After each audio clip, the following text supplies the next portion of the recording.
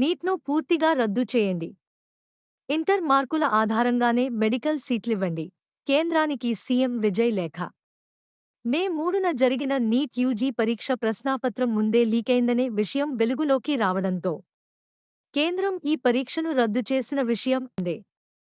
దీనిపై సీఎం విజయ్ స్పందిస్తూ కేంద్రం తీసుకున్న ఈ నిర్ణయం దేశవ్యాప్తంగా డాక్టర్ కావాలని కలలు కంటున్న లక్షలాది మంది విద్యార్థుల ఆశలను, వారి తల్లిదండ్రుల నమ్మకాన్ని పూర్తిగా ముక్కలు చేసింది.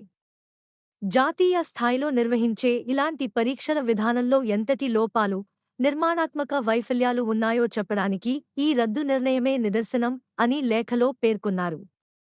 పాత లోపాలను గుర్తుచేసిన సీఎం గతంలో జరిగిన అక్రమాలను కూడా విజయ్ తన లేఖలో ప్రస్తావించారు.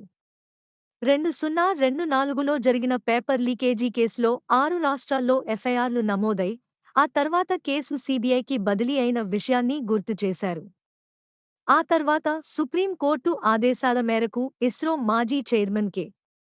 రాధాకృష్ణన్ నేతృత్వంలో ఏర్పాటైన ఉన్నత స్థాయి నిపుణుల కమిటీ పరీక్షల సంస్కరణల కోసం ఏకంగా 95 సిఫార్సులను సమర్పించాల్సి వచ్చిందంటేనే ఈ వ్యవస్థ ఎంతలా దెబ్బతిందో అర్థమవుతోందని ఆయన విమర్శించారు. రాష్ట్రాల కోటా హక్కులు ఇవ్వాల్సిందే.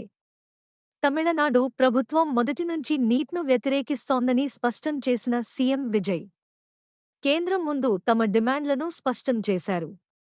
నీట్ పరీక్షను పూర్తిగా పక్కనబెట్టి క్లాస్ 12 అంటే ఇంటర్మీడియట్ మార్కుల ఆధారంగానే మెడికల్ సీట్లను భర్తీ చేసేందుకు రాష్ట్రాలకు పూర్తి అనుమతి ఇవ్వాలని అన్నారు.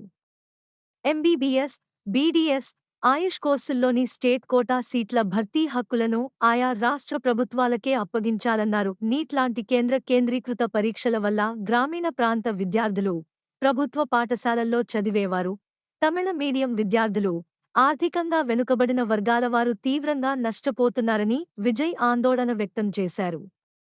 ఈ విద్యా సంవత్సరం నుంచే రాష్ట్రాల స్వయంప్రతిపత్తిని గౌరవిస్తూ నిర్ణయం తీసుకోవాలని సీఎం విజయ్ కేంద్ర ప్రభుత్వానికి విజ్ఞప్తి చేశారు. Add photos more and more photos.